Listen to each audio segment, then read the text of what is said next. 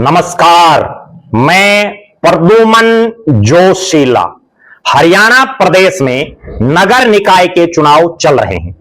प्रदेश के 3 नगर निगम, 3 नगर पालिकाएं और 1 नगर परिषद का चुनाव फिलहाल चल रहा है। 3 नगर निगम पंचकुला, सोनीपत और अंबाला, रेवाड़ी नगर परिषद, शापड़ा, धारूहेड़ा और उकलाना, 3 नगर पालिकाएं। पूरे हरियाणा की निगाहें इस चुनाव पर हैं, क्योंकि इस चुनाव का जो परिणाम आएगा वो प्रदेश के भविष्य की राजनीति की दशा और दिशा तय करेगा। इन चुनाव को जीतने के लिए नेताओं ने तो अपना दमखम लगा ही रखा है, राजनीतिक पार्टियां भी पूरे जोर शोर से लड़ रही हैं। लेकिन आज हम जिक्र करेंगे हरियाणा प्रदेश का एक ऐसा इलाका जो राजनीतिक तौर पर बड़ा महत्वपूर्ण है और जहां से जो फिलहाल विधायक हैं उनकी टिकट को लेकर के भी बहुत लंबा संशय रहा और बहुत लोग आज भी यह मानते हैं कि इस टिकट की वजह से और इसके साथ ही एक हल्का और, इन 2 हल्कों की वजह से कांग्रेस का राज चला गया। मैं बात कर रहा हूं हिसार जिले के उकलाना विधानसभा सीट की। और उकलाना विधानसभा सीट से दूसरी बार विधायक बने नरेश सेलवाल फिलहाल बन गए हैं मैदान छोड़ नेता। जी हां, मैदान छोड़ नेता बन गए हैं उकलाना के विधायक नरेश सेलवाल। कैसे छोड़ दिया मैदान?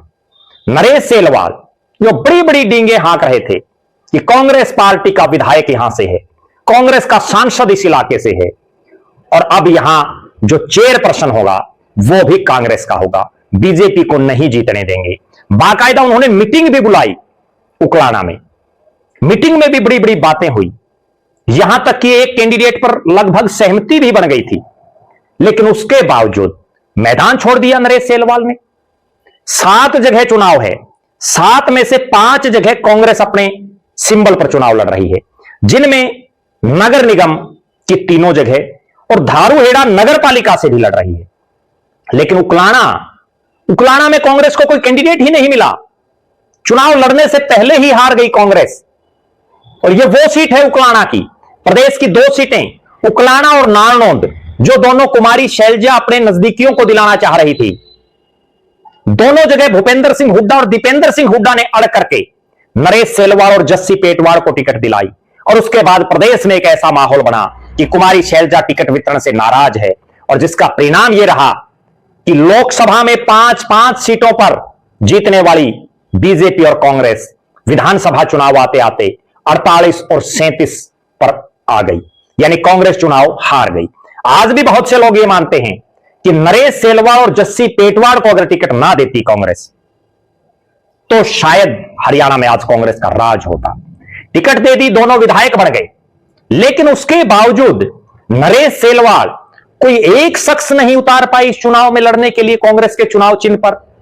मैदान छोड़ गए, चुनाव लड़ने से पहले ही बाजी हार गई। यानी कांग्रेस इस इलाके में चुनाव जीतना दूर, अपने चुनाव चिन्ह तक को नहीं पहुंचा पाई। और वो कांग्रेस जिसके प्रदेश अध्यक्ष राव नरेंद्र सिंह बयान देते हैं कि भले ही चुनाव परिणाम कुछ हो, लेकिन चुनाव चिन्ह घर घर तक पहुंच जाए, चुनाव चिन्ह हर जगह पहुंच जाए, इसलिए हम चुनाव लड़ेंगे। हम वार्डों का चुनाव भी लड़ेंगे। वार्ड छोड़िए, यहां तो चेयरपर्सन का चुनाव के लिए कांग्रेस को प्रत्याशी नहीं मिला। यह वो उकलाना है जहां से सांसद कांग्रेस का, यह वो उकलाना है जहां से विधायक कांग्रेस का, और यह वो उकलाना है जिससे सिरसा की सांसद कुमारी शैलजा भी इसी इलाके से हैं।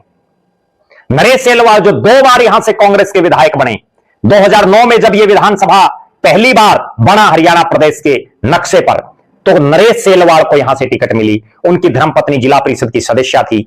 नरेश सेलवाल चुनाव जीते, लेकिन 2014 आया, सिटिंग विधायक होते हुए नरेश सेलवाल तीसरे नंबर पर आए कांग्रेस की ही टिकट पर।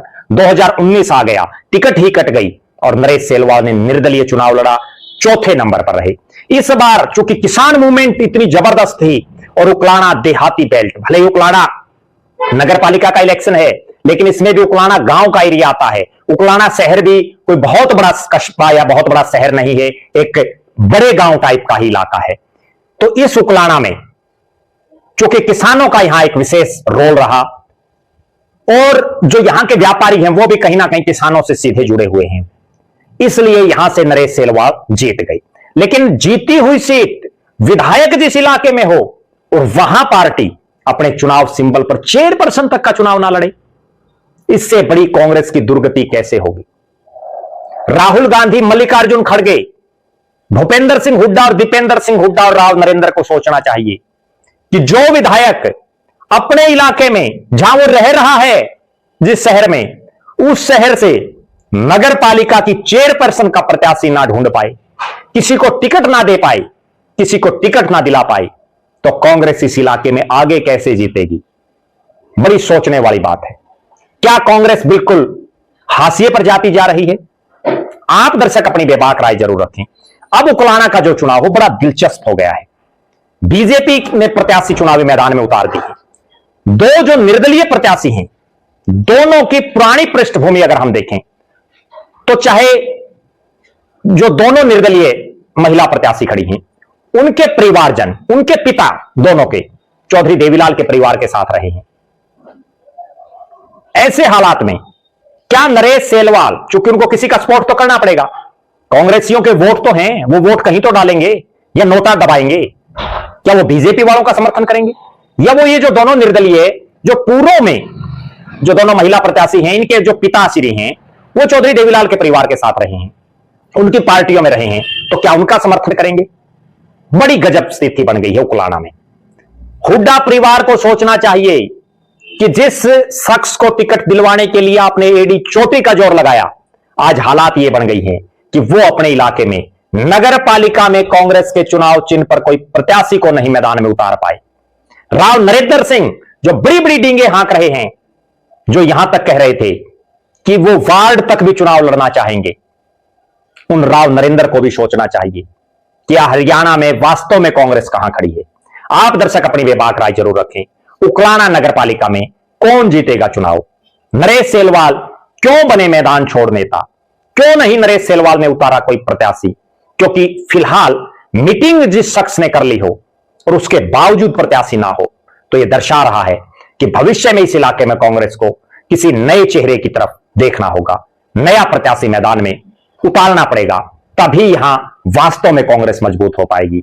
आप दर्शक क्या मानते हैं? नरेश सेलवाल के राजनीतिक भविष्य को आप किस नजरिए से देखते हैं? उकलाना में कौन मजबूत चेहरा हो सकता है जो कांग्रेस को शहर हो या गांव हो मजबूती प्रदान कर सके? अपनी बेबाक राय जरूर रखें। बहुत बहुत धन्यवाद। आपका अपना प्रद्युमन जोशीला।